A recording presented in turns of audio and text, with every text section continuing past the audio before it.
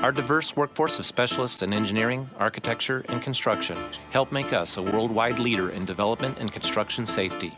We're seeking over 300 construction professionals to join our team that allows New York City to build safely. For more information, visit our website at nyc.gov/buildings and access the careers link. You can also view our profile on LinkedIn.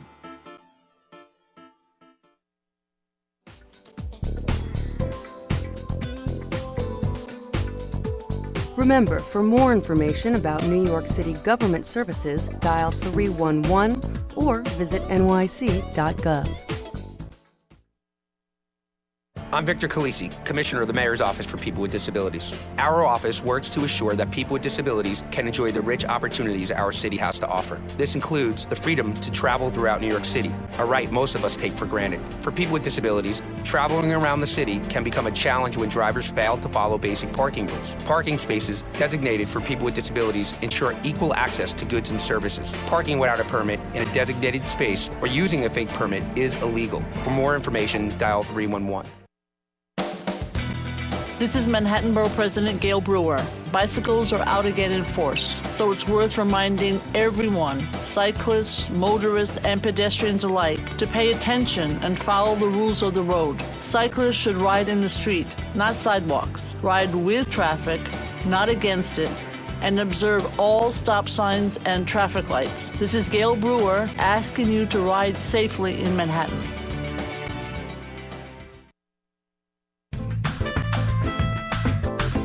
Remember, for more information about New York City government services, dial 311. We all deserve respect and dignity. I'm Carmelyn P. Malalis, Commissioner and Chair of the New York City Commission on Human Rights. We help fight discrimination in housing, employment, and public accommodations, and educate the public on the city's human rights law. If you believe you've been discriminated against or are interested in learning about rights and obligations under the law, call 311 or visit nyc.gov/cchr. Together, we can build a more just and equitable city. I'm NYC 311 Executive Director Joe Morrisroe. Are you a true New Yorker, always on the move? Download 311's free mobile app for real-time info and updates and to submit service requests on the go at nyc.gov/311. Descarga la aplicación móvil gratuita de NYC 311 para obtener información en tiempo real y actualizada por medio de nyc.gov/311.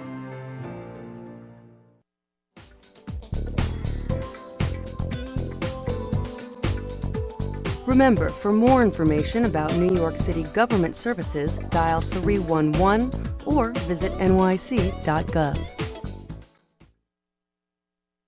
This is New York City Comptroller Scott Stringer. My mandate is to watch the city's bottom line and grow our economy. That's why I hired the city's first Chief Diversity Officer to increase contract opportunities for minorities and women across city agencies. If you are a minority or women-owned business and want advice on working with the city or contracting with our office, check out the Diversity Initiatives section of our website at controller.nyc.gov. Thank you. This is Letitia James, New York City's public advocate. My office serves as a direct link between everyday New Yorkers and city government. Think of it as a watchdog that provides oversight for city agencies, investigates citizen complaints about city services, and makes policy recommendations. If you are in need of assistance and have had trouble getting through to 311, please call my office at 212-669-7250 or get help at pubadvocate.nyc.gov. Remember, for more information about New York City government services, dial 311. Our doors are always open, so it is illegal for a taxi to refuse you service because of your race, ethnicity, cultural background, disability, or gender, or based on your destination if it is within New York City, Westchester, Nassau, or Newark Airport. Please note, borough taxis can't pick you up in most parts of Manhattan. If you are refused service, contact 311. Make sure you have the medallion or borough taxi number, pickup location, date, and time. We need to know. You can make a difference. Hello, I'm Donna Corrado, Commissioner of the Department for the Aging. Are you age 60 or older? Our 260 senior centers offer social, cultural, educational, and health and wellness workshops, assistance with benefits, nutritious meals, and other life-giving activities. To learn more about DFTA, please call 311 or visit nyc.gov/aging. And remember to check on your elderly neighbors, especially during extreme weather emergencies.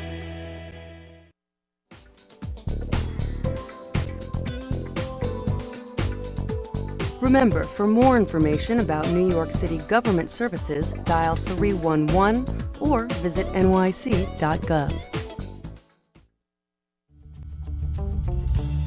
Hello, I'm Parks Commissioner Mitchell Silver. New York City Parks is fostering equity in our parks by creating thriving public spaces for all New Yorkers. The Community Parks Initiative is bringing that work to neighborhoods that need it most by investing more city resources, including funds, staff, recreational programming, and partnership building in 55 historically under-resourced communities. The Community Parks Initiative will engage New Yorkers in rebuilding their parks, including 35 playgrounds in the project's first phase. Our goal will create new reasons to get out and get fit, and to connect more of us to green spaces in our neighborhoods. For more information on the Community Parks Initiative, upcoming public meetings, and to find out how you can get involved, visit the New York City Parks website at nyc.gov/parks or call 311.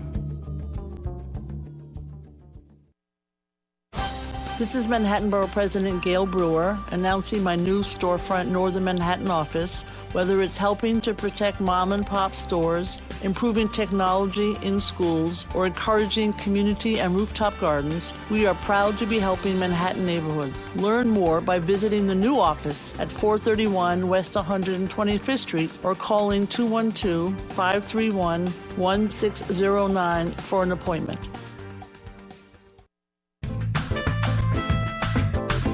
Remember, for more information about New York City government services, dial 311.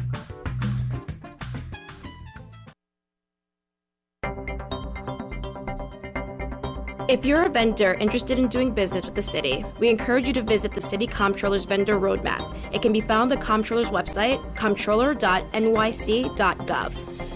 The Vendor Roadmap will give you essential information, requirements, and considerations for existing and prospective vendors, and also includes helpful links for MWBE and emerging business enterprises.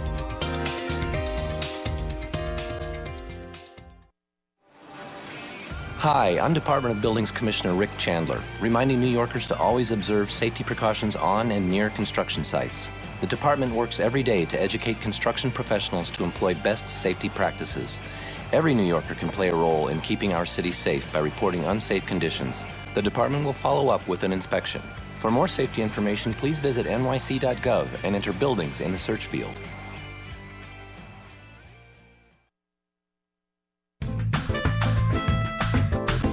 Remember, for more information about New York City government services, dial 311.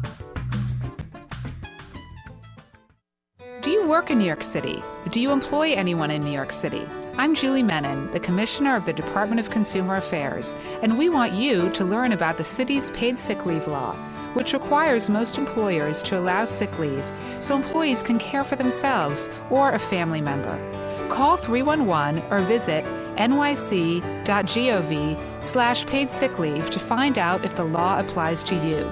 New York City works better with paid sick leave.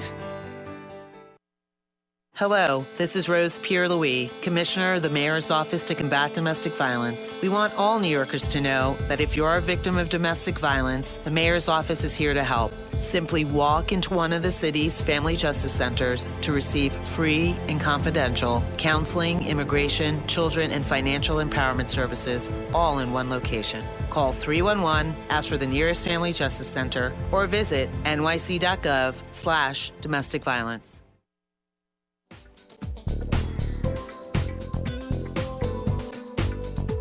Remember, for more information about New York City government services, dial 311 or visit nyc.gov.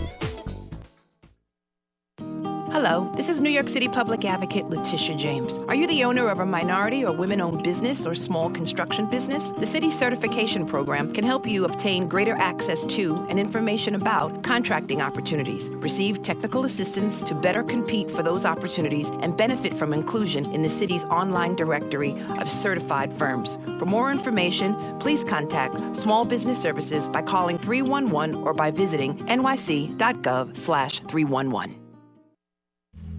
I'm Stephen Banks, Commissioner of the Human Resources Administration, or HRA. For many families and individuals, it can be a challenge making ends meet. If you need help getting healthy and nutritious food, go online to foodhelp.nyc or call 311 to learn more about SNAP benefits or to find local community kitchens and food pantries. It's never been easier to apply for food help. Start by visiting foodhelp.nyc.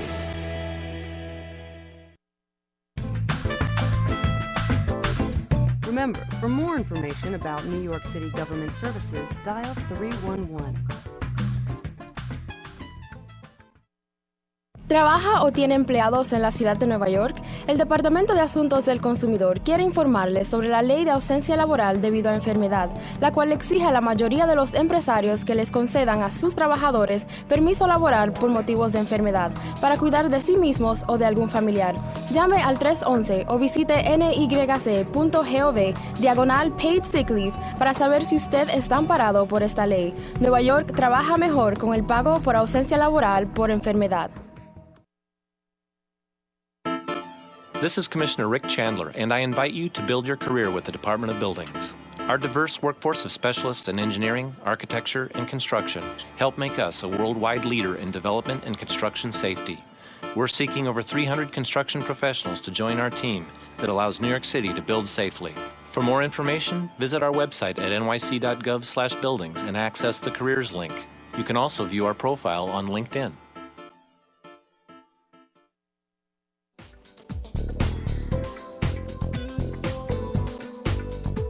Remember, for more information about New York City government services, dial 311 or visit nyc.gov.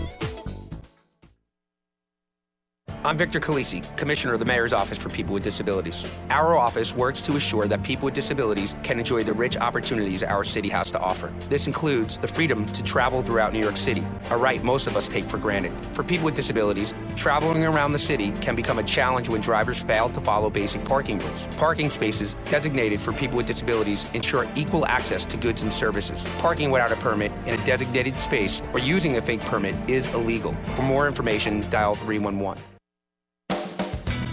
This is Manhattan Borough President Gail.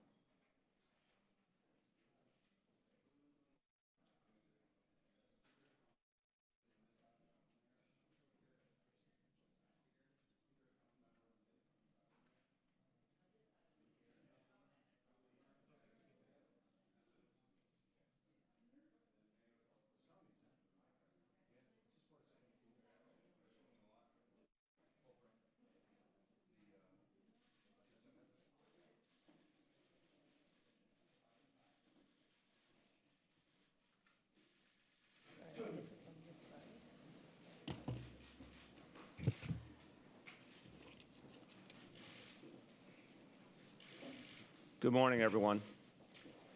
We're here to discuss some crucial matters related to the death of Officer Randolph Holder and the safety of all New Yorkers. The death of Officer Holder has thrown into clear perspective the need for substantial reforms in the criminal justice system.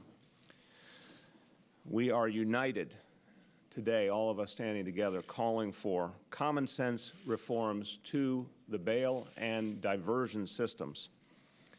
And we share these concerns with major judicial leaders and prosecutorial leaders who believe, like we do, that something is fundamentally broken, both in terms of the way we treat hardened criminals and the way we treat low-level first-time offenders.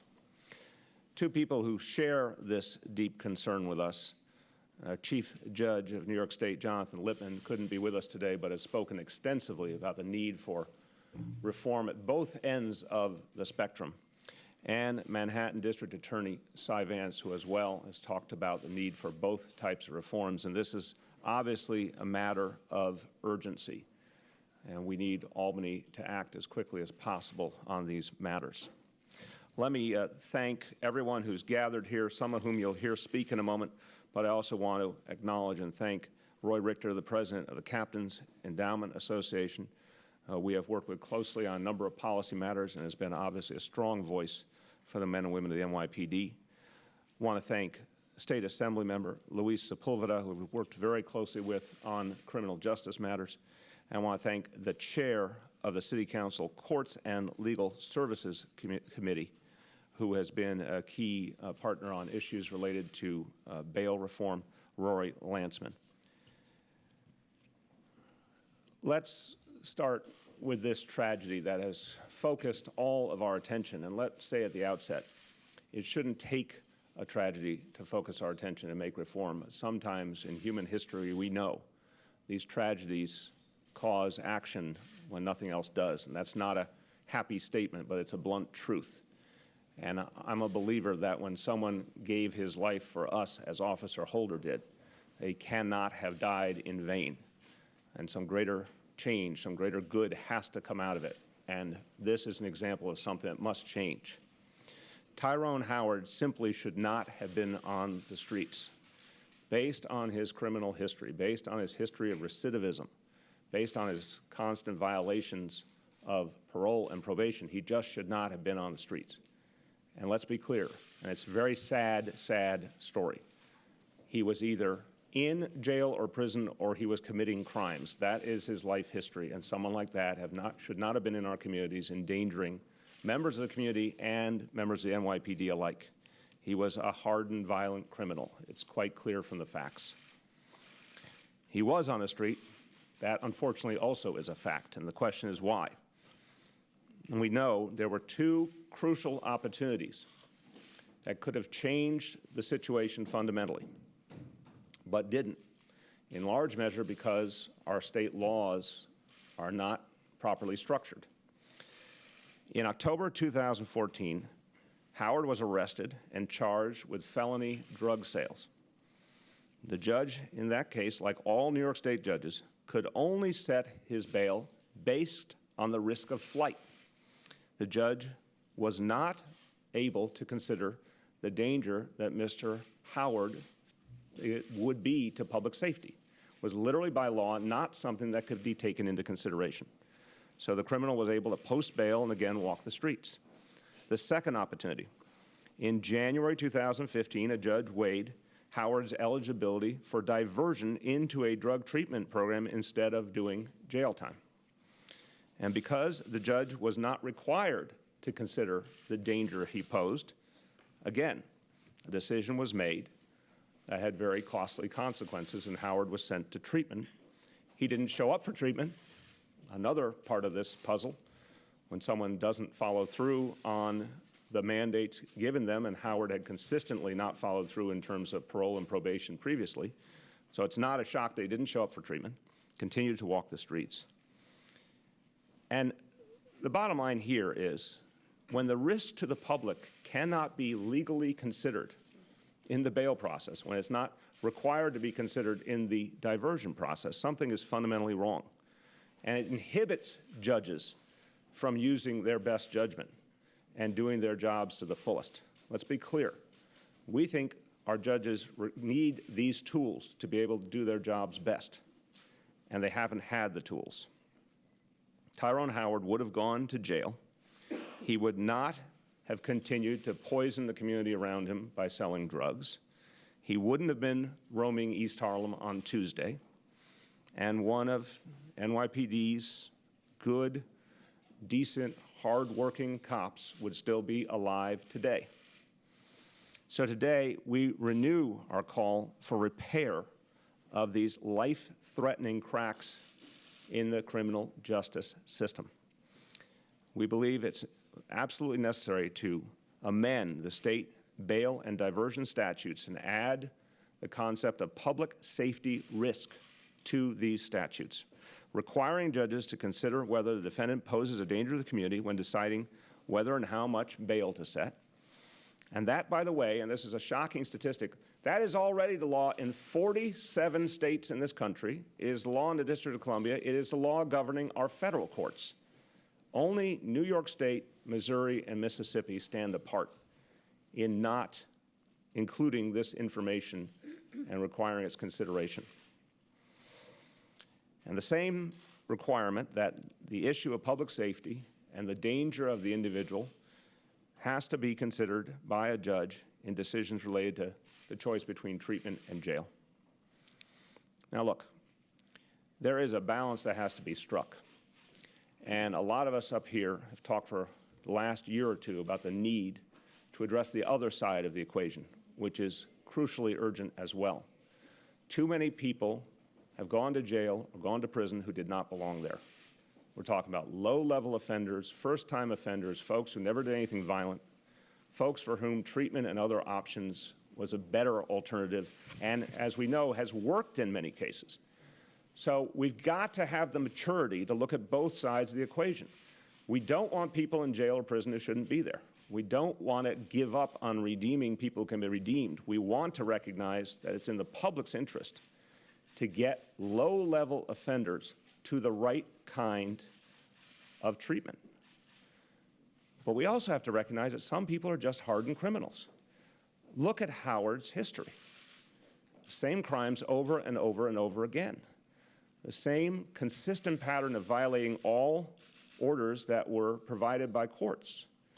The same willingness to poison the community by selling drugs. And obviously, we know, acts of violence mixed in. It's not a mystery that, sadly, this individual had already set his life's course, and it was a dangerous course. We got to be able to look at that and say there are people like that, and we know, unfortunately, there are too many of them, who need to be in an institutional setting, whether it's a jail, a prison, a mental health institution. They should not be on our streets. And there's also a lot of people who were sent to jail and sent to prison who should never have been, who never rose to any level like that. And we've got to fix both sides of the equation. There are huge human consequences when we get either side of the equation wrong. We believe fundamentally that no one should end up in jail who is a low-level offender, and the only reason they're in jail is because they could not afford a modest bail. So we've got to be able to have a serious conversation in the city, in the state, about rebalancing the entire equation. But the bottom line is, both pieces have to be treated. And when it comes to the higher end of the scale, where real, serious criminals reside and get away with, somehow, get away with the revolving door reality and end up on the streets time and time again, we have to create an environment where those criminals are properly handled and are taken out of our society, and our surrounding communities are safe and our police officers are safe. This week, we learned the true cost of the problems that exist in our bail and diversion systems. And we realized what it means when our judges don't have the ability to weigh the danger that the defendant poses to our society. No more New Yorkers should have to pay the price for the errors in our laws. Our laws need to be fixed, and they need to be fixed soon. A few words in Spanish. La muerte del oficial Randolph Holder muestra la necesidad de reformar nuestro sistema de justicia penal. Una vez más, pedimos una reforma a las leyes estatales para que los jueces evalúen el peligro que los acusados representan para la comunidad antes de establecer fianzas, tratamientos de drogas o prisión. Si eso fuese así hoy, el asesino de Holder no habría vuelto a las calles y aún tendríamos entre nosotros a este buen hombre y buen policía. With that, I want to call forward a speaker of the City Council.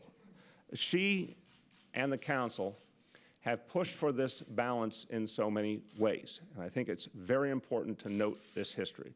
They've been leading voices for reforming what I call the low end of the equation, for trying to make sure that people don't end up in prison or jail, don't belong there, that people are not forced into jail simply because they can't pay a modest bail, for looking at the right kind of diversion process. But at the same time, this City Council and this Speaker have fought strenuously to add 1,300 police to our streets, to give our police the most modern bulletproof vests, to balance the equation in favor of the safety of community and police alike. And I want to commend her for that leadership and bring forward the Speaker of the City Council, Melissa Mark Viverito. Thank you, Mr. Mayor, and good morning to everyone. You know, obviously we all know that what happened on Wednesday was an incredible tragedy, and I personally care deeply about every single person who puts their life on the line to protect us, and this particularly hits close to home because it was literally close to home.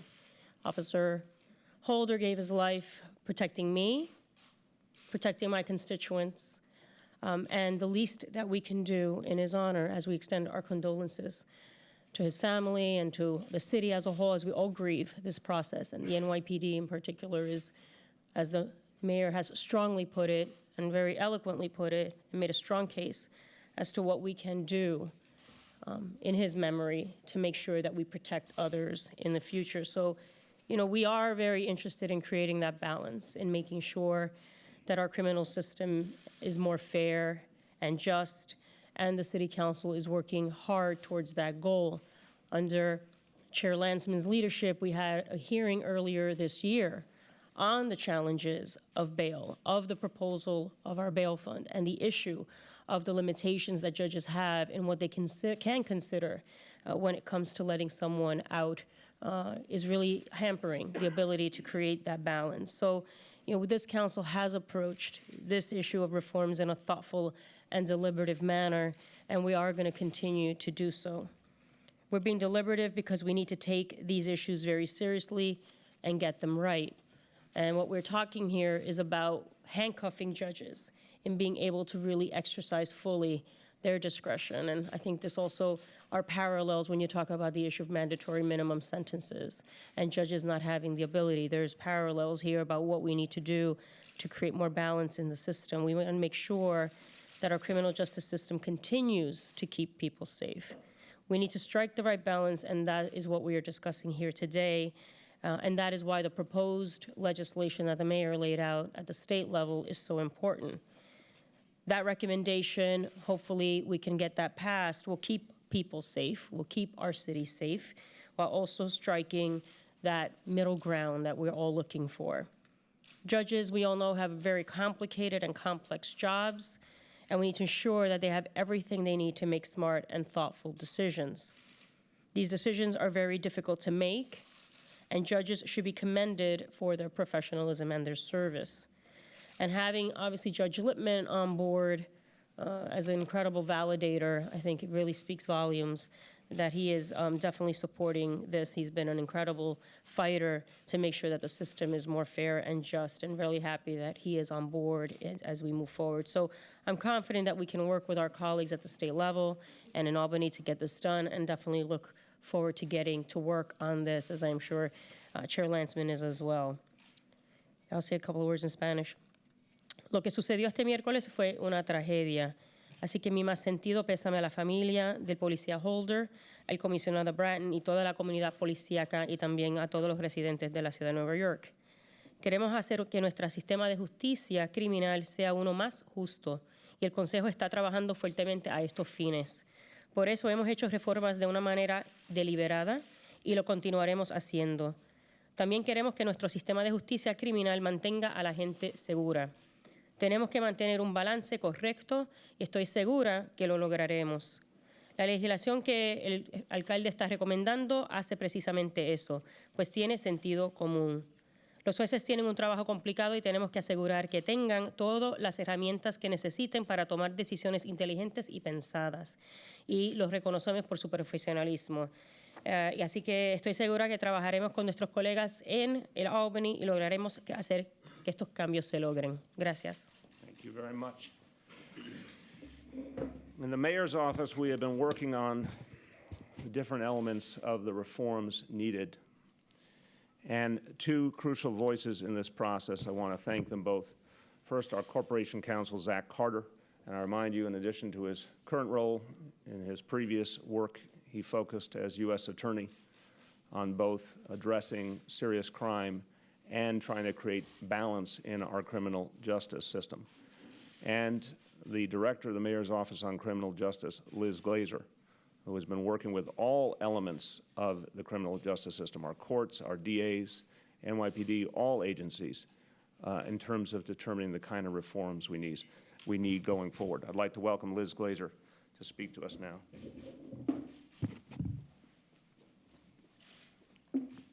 Thank you, Mr. Mayor. The mayor and this administration has been very, very clear. Dangerous people should be in, and people who do not pose a risk to public safety should be released and await trial in their neighborhoods and with their families. But current state law leaves us all very vulnerable. The simple fact is that judges need to be able to consider whether the defendant who's standing in front of them would flee or would harm others if they were released. But right now, judges can only consider risk of flight when setting bail, not dangerousness. And this is really anachronistic and unacceptable. I think a little-known fact that the mayor has pointed to today is that we are one of only 3 states that prohibit judges from considering public safety risk when setting bail. We've been calling for this change to state law for nearly a year, and the tragic events of this last week make it clear that we need to move with urgency to add dangerousness to the bail and diversion statutes.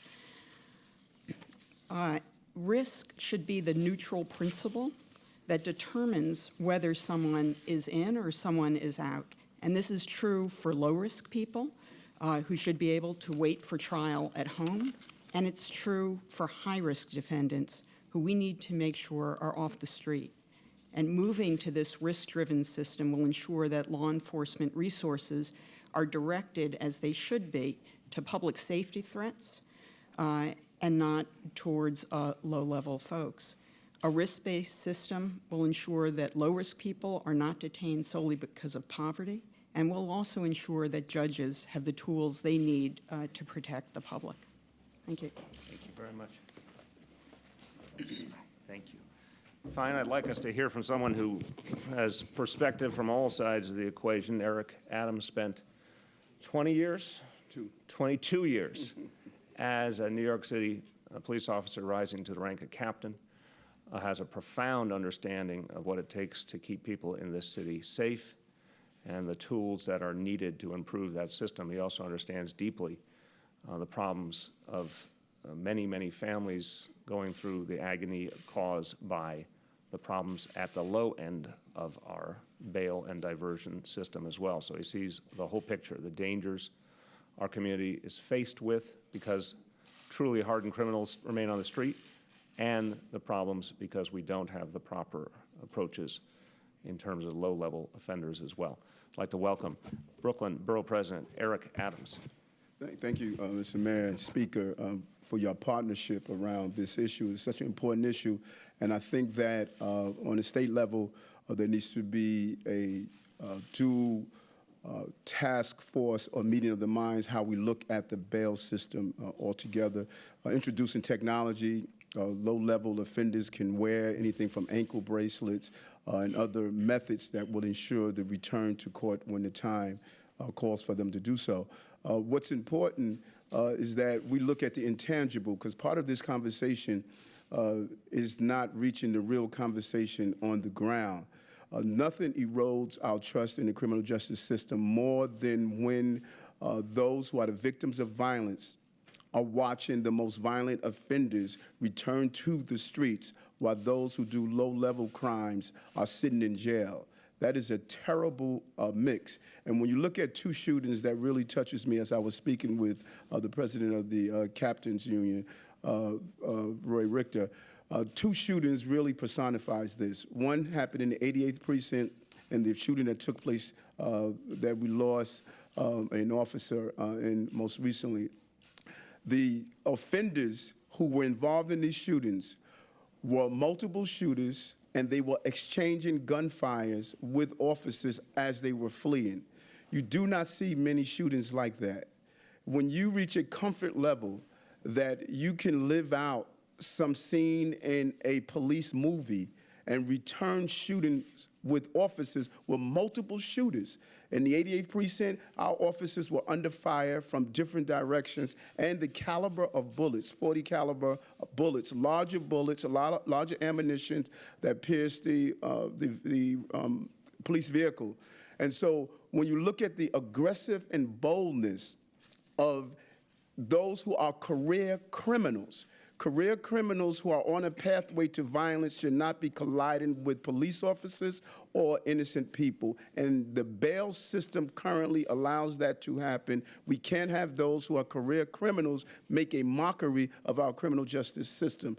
And we must find ways to take the handcuffs off judges and keep the handcuffs on those who have made up their minds that they're going to be violent career criminals. And some people may look at the call to reform our bail system to make sure that those who are committing petty offenses but don't have the economic means to bail themselves out, one may interpret that as being soft on crime. Hell no, it's not. It is the right direction to go. Our jails should be places that is held for those who commit the most violent actions. And far too often, they not only slip through the crack, they aggressively and boldly walk through the crack just to return to the streets and participate in violent behavior. And that's the focus. The focus is to ensure that judges are able to look at the person in front of them and make a clear determination. Should this person or individual return to the streets of the city of New York, or should they be held incarcerated until the determination is made that the crime that they committed, they should go to jail for? That's what we have fallen short. And so I believe here's an opportunity to create a law that will be named after this officer. Albany must fast-track this. In the 2016 legislative session, this must be at the top of the agenda. Enough of the conversation. The Assembly must get on board with this issue. I'm hoping that they see the seriousness of it. This is not soft on crime, and this is not an extension of making the criminal justice procedure more to penalize those who are low-level offenders. This is the right direction to go. Bad people should go to jail. And you are not going against a liberal view for understand that. There are bad people in this state. And bad people who do bad things must go to a place where bad people go, and that is the criminal justice system, and that's the prison system in our nation. This individual should not have been on the street. His roadway to destruction should not have collided with an innocent officer or the countless number of innocent victims who may have been victimized by his action. We just so happened that we took the life of an officer, but we only know how many lives this person may have taken and could have been responsible for, because the stats show there's a numerical minority of people who continue to commit crimes until they are caught. And the ones that are committing serious violent offenses must be held accountable for it, and we must use the bail system to ensure that they don't return to the street. So this is crucial. This is important. And again, I want to commend the mayor and the speaker for taking this very bold and aggressive move towards bail reform. The governor and the state must pick up.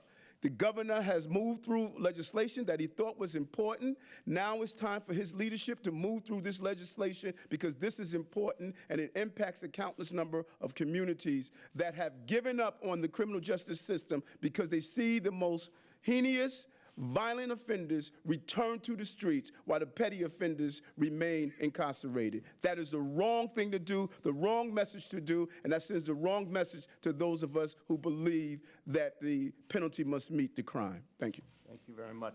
Just one point to amplify what the borough president is saying.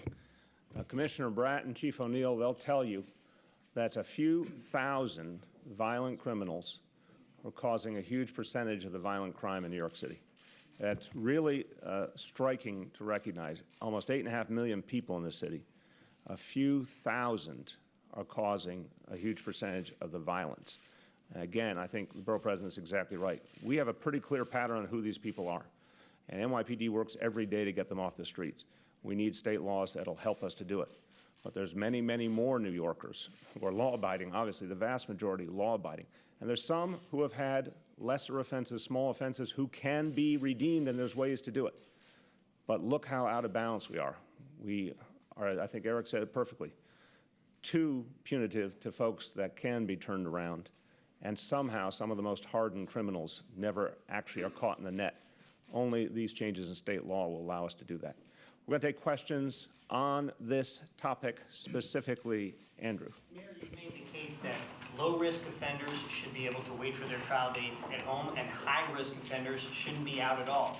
But wouldn't there be a huge number of cases that are essentially medium risk, where the judge has to make the call? The judge in this case, the Tyrone Howard case, said he didn't have a crystal ball. He felt in his judgment, given the facts, that he was a candidate for diversion.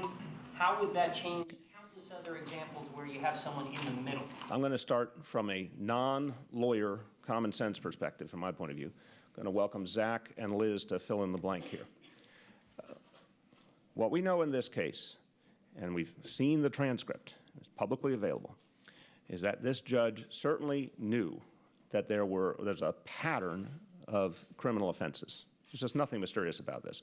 So I said, Mr. Howard was either in jail or prison, or he was committing crimes. It's pretty consistent over a long period of time. And it was clear that there have been parole and probation violations, which also speaks intensely in this point. When we talk about low-level folks on the other side of the spectrum, we're talking about people who respond to the directions of a court. If they're supposed to wear a bracelet, they're supposed to appear at certain points, or go to parole, whatever it may, or go to probation, I should say, whatever it may be, do community service, do treatment. They're responding to those instructions, and that's part of what validates that they are worthy of that type of approach. Here's someone who never responded to the instructions, who violated orders of courts consistently while continuing criminal activity, and we know that the 2009 shooting was visible on the transcript, even though in that instance the prosecutors could not put together a sufficient case. It was still clear that that information was available to the judge. So I would argue in this case there was ample evidence to go a different path.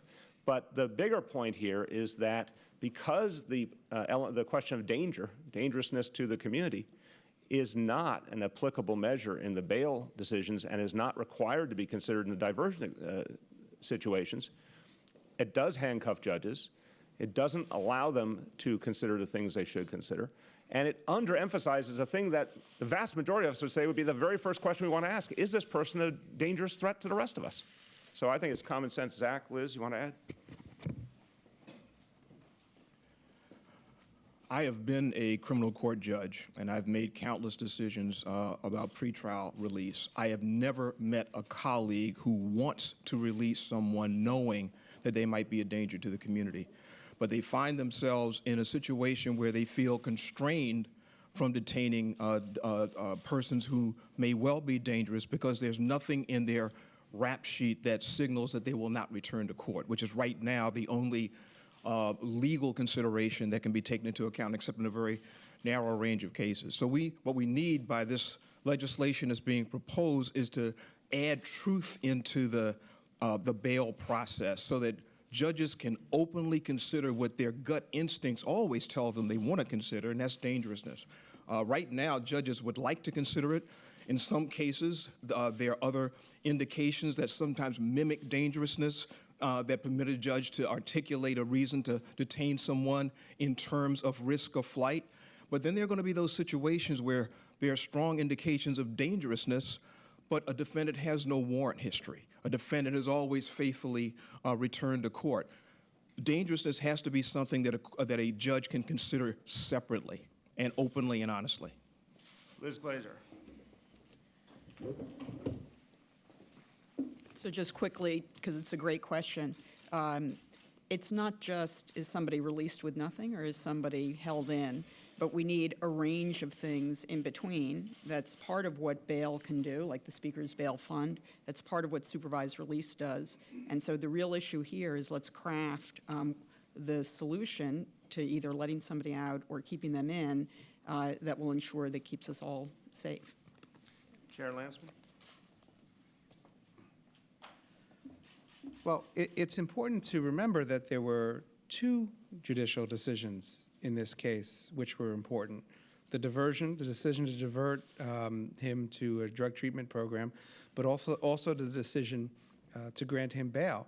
What happens is judges will frequently, if they sense that a defendant is dangerous to the community, but they are constrained to limit their decision based on the defendant's potential flight risk, is set bail at a very, very high amount, or at least an amount that they think that the defendant cannot make, in the hopes that it will achieve the same end, keep the guy in jail until his trial date.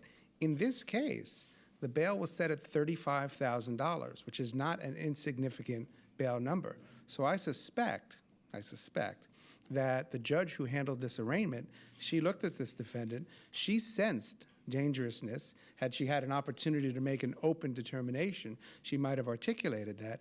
But in the absence of that, she set what she thought was probably a high enough bail to keep him in jail. Now, somehow he came up with the money to make that bail, probably with the proceeds of his criminal activity, because he had nothing else financially going on with his life. And you know what the mayor is trying to do here, and what we're trying to do, is bring this conversation of dangerousness out into the open, so that judges can use their judgment, and we can all see, why it is that people are being released or not being released. And just one other point on that: had the law been changed, if it were the law we're talking about, that same judge that Rory was referring to could have also chosen not to offer bail. That would have been an option if dangerousness could have been fully considered. So a lot of things could have been very different in this case. Dave. On Wednesday, when this all came up, though, I mean, we talked with the spokesperson for the judges for the Manhattan criminal court system, and he said this is the perfect kind of candidate who should be considered for drug. Now, let me finish. And I asked him, I said, well, what about his violent past? He said, the judge, it's due process to look and see what are the criminal convictions. There were none on violence. So how can you say this is due process if you're just going to I'm going to start. I believe firmly on this one, and again, I'll welcome Zach and Liz to fill in blanks here. They're much more learned on this than I, but the common sense here rules the day. First of all, this is not about this individual judge. I don't know this judge. I have no reason to believe this is anything but a devoted public servant. I think he made the wrong decision. By the way, the best validation, in my view, is that a highly respected District Attorney, Cy Vance, indicated to the judge through his folks that they wanted a 6-year sentence for this individual, that's what they were going for, based on a tremendously clear pattern of criminal activity that did endanger other folks. Dave, let's be clear, drug dealing endangers people's lives. Let's not suggest that the only way to endanger someone's life is by holding a weapon in your hand. Drug dealing endangers the lives of people, particularly our youth. And if that were the only question, if you had someone who had sold drugs once, but no, he had sold drugs repeatedly. He was associated with gangs that were known to be violent. The shooting in 2009 was clear to the judge. On top of that, a history of violating parole and probation orders. I don't know how anyone could see anything but a clear pattern of criminal activity, and one that clearly put people's lives in danger. So to me, it's quite straightforward. But don't believe me. Believe the DA who asked for 6 years. Zach, Liz, anything to add? No? Yes? Okay. Go ahead. I want to think on the other side of the spectrum, the people that end up on Rikers not being able to make bail, and I think of Khalid Browder. What would you say to the judge in that case? And New York One has reported that that judge was actually Darcel Clark. She saw him 6 times. What would you say to her? I'm going to keep it broad, and Zach and Liz, again, who are much more expert, might want to add. But my broad point, I don't want to talk about that case because I don't know all the details of that case. I want to talk about the broad reality that we know for a fact that there are low-level offenders, first-time offenders, absolutely nonviolent offenders, folks who can and will follow through on commitments and directives from the court, folks who can be redeemed. We know a lot of those folks have ended up in jail or prison, and it's destroyed their lives and their families' lives needlessly. We know that people have ended up in Rikers simply because they couldn't afford a low level of bail, $250. And if you got $250 bail, it means the entire criminal justice system has decided you're not a threat. Why should anyone like that end up in Rikers, which is only going to make their situation worse, in fact, raise the chance of them becoming a hardened criminal in the process, cost the taxpayers, cause additional strains on our criminal justice system. So we're out of balance on both ends. I believe this fundamentally. And I think improving the reforms at the low end is necessary, but I think empowering the judges at the high end to consider dangerousness is equally necessary. We got to get both pieces in balance here. In response to the prior question, at the end of the day, a judge's decision with respect to both bail and ultimate disposition of a case and sentencing are going to be subjective. They're going to be based on subjective factors. And what is being proposed today is that there's legislation that helps guide that discretion. Doesn't take it away, because there are always going to be tough cases. There are always going to be cases that are in that gray area. But right now we have a court system that has been guided by a century-old statute that commands judges to practically ignore dangerousness. And all we are talking about is legislation that restores balance so that we create a culture in which judges take into consideration both risk of flight and dangerousness. And in this case, without second-guessing the judge, there was a combination. There was an indication of both dangerousness, and maybe that was not as hard as it is and well documented as it has in some cases, but there was certainly evidence of risk of flight. And when you take those things in combination, which this court was not entitled to do, that might have suggested a different outcome with respect to whether or not he was an appropriate candidate for diversion. We have the, hold on a second, speaker. No, you can go. You're good. Speaker. I mean, I just want to, affirm, and the mayor just made the case, what we've been talking about for the past year with regards to the issue of a citywide bail fund to really try to prevent exactly that from happening, where the mayor and I could both be charged with the same low-level nonviolent offense and both be given $250 bail, but he has the resources to pay it. He can go and wait outside until his day in court, and I have to sit in Rikers for 2 weeks and potentially lose my job, lose custody of my children, lose my housing, all the implications that comes with that. That's where the lack of balance is very clear. So yes, on the repeat offenders and those that are a risk to our communities, definitely we need to give the judges the ability to fully exercise their full discretion. On the lower scale, there are too many, and our borough president alluded to that as well, that are sitting in jail, and there are societal consequences to that. They can become the hardened criminals, they can lose their job, they can lose custody of their children, and then there's a cost obviously attached to that for the family and for the city. So there's a lot to discuss here. These are very complicated issues.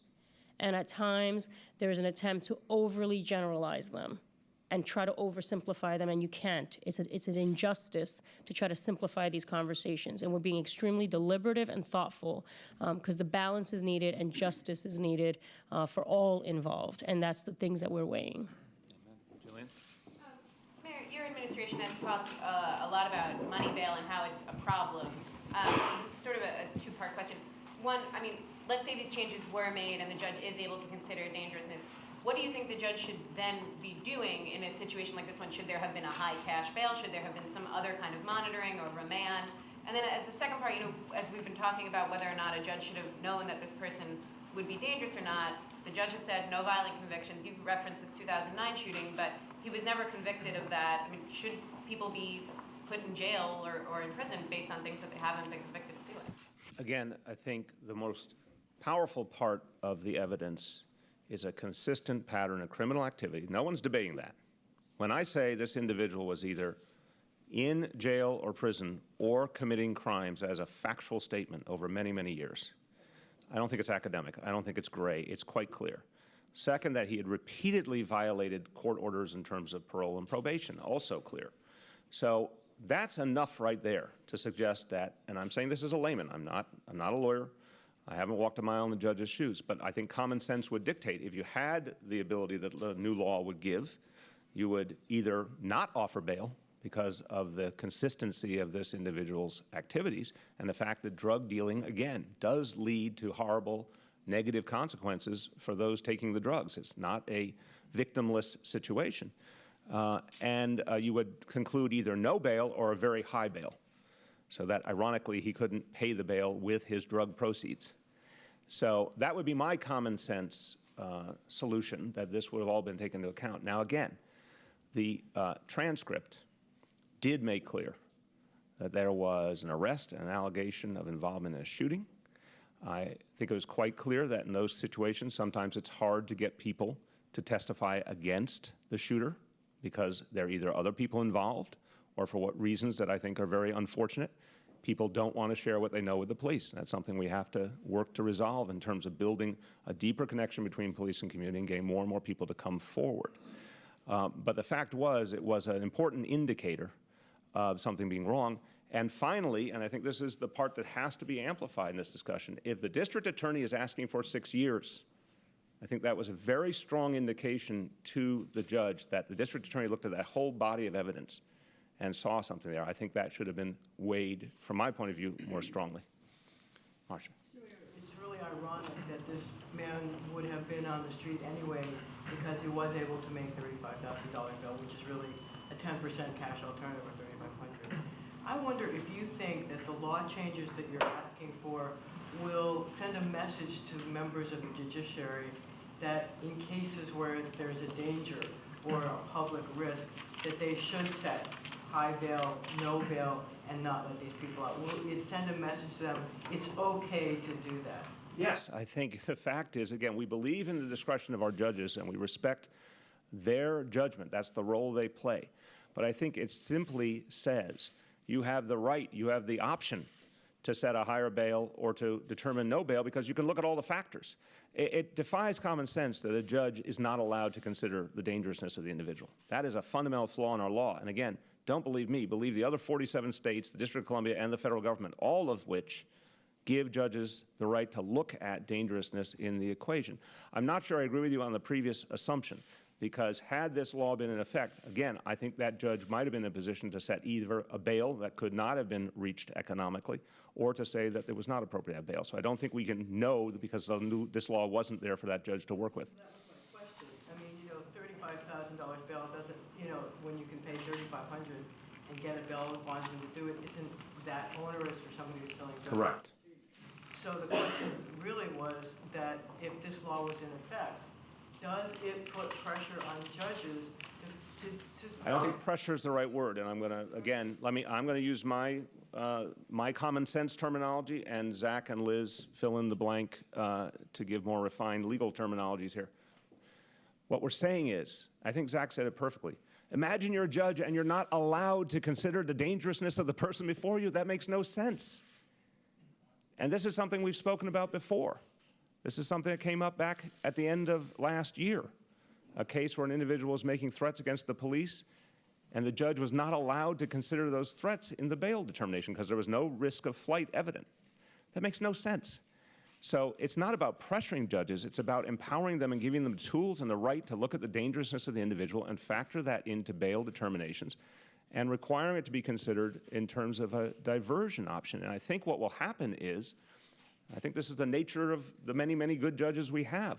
They look at a situation and they say, this is borderline. I'm not sure I can be comfortable this individual won't do an act of violence and won't keep committing crimes, and I'm worried this individual will not follow through on the orders. That's when you set a higher bail, or obviously, particularly in cases of violence, you have the option of no bail. You want to add, clarify? No, I don't. My layman's terms worked in that case. I was in the ballpark. Matt, yes. Mayor, do you believe people are innocent until proven guilty? Of course. Okay, if that's the case, why are you considering things for which people aren't convicted? I think the fact is that district attorneys provide, and I'm going to start again, non-lawyer, let the legal experts come in. District attorneys provide judges with their guidance and their understanding based on a wealth of information. It is not any one thing. So don't warp the situation here, respectfully. The pattern of criminal activity, the pattern of violating parole and probation, this is such a clear pattern. And again, if the reason this individual was not prosecuted for a gun violation is because the other people involved would not testify against him, it doesn't make it any less true that he had a gun and was using a gun. And that information was visible to the judge. So I absolutely believe in fundamental constitutional rights, but I also believe in common sense. And I think there was enough evidence there, and I think the judge was getting a clear enough signal from the DA to handle this differently. Mr. Mayor, does your legislation include then, or your proposal for it, who is then eligible for a diversion program? Would it be then non-felony offenders? Let me offer rehab people? Let me offer a broad point, and then again, I very much want Zach and Liz to come in and fill in the blanks here. We are, all of us, united, and we're united with Judge Lippman, we're united with DA Vance in calling for a fundamental change.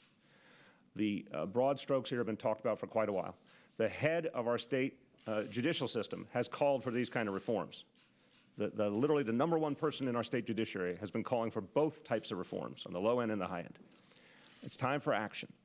We are not state legislators. It's up to the state legislature, we have a member here, Assembly Member Sepulveda, to craft the legislation. And we'll certainly do all we can to support that process. I think what we're saying is there's a lot of us that are asking Albany to act because it will change the reality on the ground. It will improve the work of our judges. It will improve the work of our prosecutors. It will improve the work of our police. We're not putting before you final language. That has to be worked out with all the stakeholders, obviously, in particular the Assembly and the Senate. But we're saying there's a broad consensus here, and we represent a lot of different parts of the equation. And obviously, DA Vance and Judge Lippman, crucial pieces of the equation, we all agree that something needs to happen on both sides of the equation. We agree on the broad strokes of what it should be. As to what might be the examples of people who qualify for diversion, who wants to jump in? Sure. Again, that's going to be a subjective determination based on a judge's assessment of whether or not a particular candidate, based on their criminal history and whatever probation authorities who conducted a probation investigation of an offender present to the court, whether or not this is a person who's likely to succeed in whatever program they're being diverted to, and whether or not they will continue to live up to the terms of whatever the diversion program are. And there are a lot of factors that are going to be taken into account. You know, has this person, what is the quality of their criminal record? Has been violent? Has been nonviolent? The point of the proposed, the outlines of the legislation that are being proposed today is that courts are not currently, particularly with respect to bail, permitted to take dangerousness into consideration. That in evaluating the risk of release, the only thing a judge is legally entitled to take into account is whether or not that defendant is going to return to court. And that program, that creates a certain culture and programs a certain reflex that says, well, in the absence of an indication that this person is not going to appear, then I have no choice but to release him. And it carries over to the diversion context, because there's no restriction in law in sentencing that doesn't permit judges to take dangerousness into consideration, but there's nothing that encourages them to do it either. And so this is about, to some extent, changing culture and rebalancing the system so that when judges are making a judgment about whether or not someone is a likely candidate for a diversion program, they are allowed to and encouraged to take into consideration whether or not the risk of harm to the public outweigh the benefits of the diversion program. All right. Okay, Roy Richter. So I just wanted to, Councilman Lansman brought up a good point. There's about two things, about bail and about the diversion program. A train wreck is not appropriate for a diversion. And it's to the extent that this legislation provides some type of an element of common sense to a judge to make a decision, especially when they have a submission from a district attorney that recommends a substantial penalty, that's a positive thing. It gets to be borderline insulting when you come to it after a tragedy and the murder of a police officer, where we talk about legislation to make things better. But if things can move in a right direction, it's something that needs to happen. You know, when you talked about the person was convicted, not convicted, you know, who's appropriate for diversion? There's a lot of city resources that get devoted to a person that's going to be in a diversion program. Are you going to give those resources to somebody that's arrested for buying, selling drugs, violent acts over a dozen times, or are you going to give it to the kid that was locked up once or twice for possession? I think common sense would hold that you give it to the kid that was arrested once or twice, and you don't give it to a person, a murderer, who is looking to manipulate the system for a get-out-of-jail-free card. Okay. Chair Lansman wanted to add something. Sure. Very quickly, the statute that's on the books that allows these drug court cases, that allows the diversions, is very, very narrow. It prohibits participants who have been convicted of a violent felony, I think within the last 10 years, people who are charged with currently a violent felony. But it needs to be made broader. It needs to be made clear that there are other public safety considerations that should be considered in terms of who is going to be diverted. It's not the case that the drug courts are admitting people into diversion programs willy-nilly. I think less than half of the defendants who are recommended for screening for a drug diversion program were actually accepted. But right now, the limitations, the prohibitions, are just too narrow, and they need to be made broader so that the kind of common sense considerations that the mayor is talking about, that Roy is talking about, can also be factored. Thank you. Let me just let Assemblymember Sepulveda speak to this, and then we'll take a few more. First of all, I want to congratulate the mayor, the speaker, and everyone here for their efforts to reform the bail system. Now, as a member of the legislature, I represent one of the districts that has a high level of crime. And if any district and the individuals there are impacted greatly on both ends, on the low end and the high end, it's the community that I represent. I'm also a member of the Black, Hispanic, Asian Caucus. And we have been talking about criminal justice reform for some time now, working with the mayor's office, the speaker, to reform the bail system and other systems in the state. Now, let me tell you, I've spoken with individuals in my district who are impacted on both ends of the spectrum. People who have family members that have been in prison for far too long for low-level offenses, young men and women who then get a scarlet letter and make it hard for them to succeed in life in the future.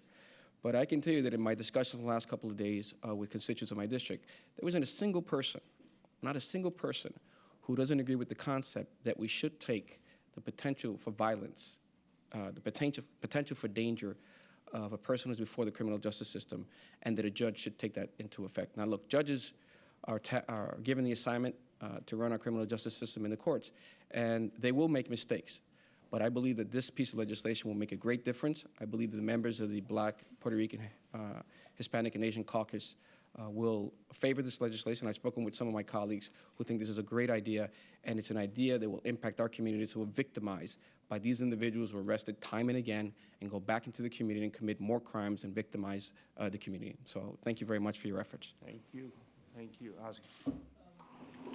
Two questions. Have you spoken with Governor Cuomo and Assembly Leader Hasty about these changes? And secondly, given how Albany sometimes doesn't act as quickly as the city wants, is there anything that New York City police officers or city government can do while these state laws are currently in place that, as Winter said, has put New Yorkers in danger? On the first question, we've just begun reaching out to the stakeholders in Albany. We'll certainly talk to all the key players in Albany. And I think, as you heard from the Assembly member, I think a lot of them already believe that these changes are needed. And I think we'll find a lot of voices from the city. But again, the voice that we should be paying attention to first is the chief judge of the state, who's already called for these things, and I think is a figure held in tremendous regard all over the state. So we're looking forward to those discussions and figuring out how we can all work together to make these changes. On the second question, look, we need the law change. Again, Zach and Liz can add anything here. We need the law change for judges to have the discretion in the case of bail and to ensure that dangerousness is considered in the case of diversion. We can't do that without a law change. We'll continue to work on the other side of the equation because I've said very clearly, we have a national problem and a history of mass incarceration that included many, many people who should never have been in jail or prison and certainly should not have been as long as they were in many cases. And we are doing some things here in the city to fundamentally change that reality. We'll continue to do that. But on the high end of the scale, where the hardened, violent, consistent criminals reside, there's a conversation we have been having for a long time with our weekly meetings I have with Commissioner Bratton and his leadership team, the frustration that they have, that they see these hardened criminals who somehow manage to evade the justice system consistently. Liz Glazer has been leading our effort to work with judges, to work with DAs, to tighten up in every way possible. But one of the big sticking points is that this law doesn't allow the judges the proper discretion. So we can't get where we need to go without the law change. Final question, yeah. Mr. Howard, even if he hadn't been sent to the drug diversion program, would have, there was a plea deal for him to go to jail for 2 years, and then he would have been out again. But theoretically, but you're suggesting that he is a hardened, violent, irredeemable criminal. How does this in any way change or address the fact that you're saying he's not a person who should live in society? I'm not sure I follow your question. There's a clear pattern of criminal activity and a clear pattern of violating the parole and probation orders. And in fact, had the law been changed, I think the outcomes could have been very different. And I think the fact that the DA was asking for 6 years, again, is a crucial part of this equation. If you're saying, well, there's a violent criminal, and at some point they finish their prison term and they're still a danger to us, that is a real problem in our society. But the bottom line here is if this law had been changed, if all along the way criminals like Mr. Howard were addressed differently, I think you would have seen escalating penalties. And again, I'm speaking as a layman. Zach and Liz can come in and clarify. But I think what you see here, and I wish I could say this was the only case I've seen this in, but I spent a lot of time going over such cases with Commissioner Bratton and Chief O'Neill and Deputy Commissioner Dermot Shea for operations.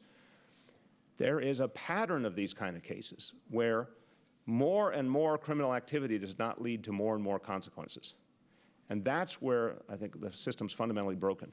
Someone who committed this many crimes in this clear a pattern should have been subject to higher and higher consequences each time. It was inconceivable to me that someone like this should be on the street.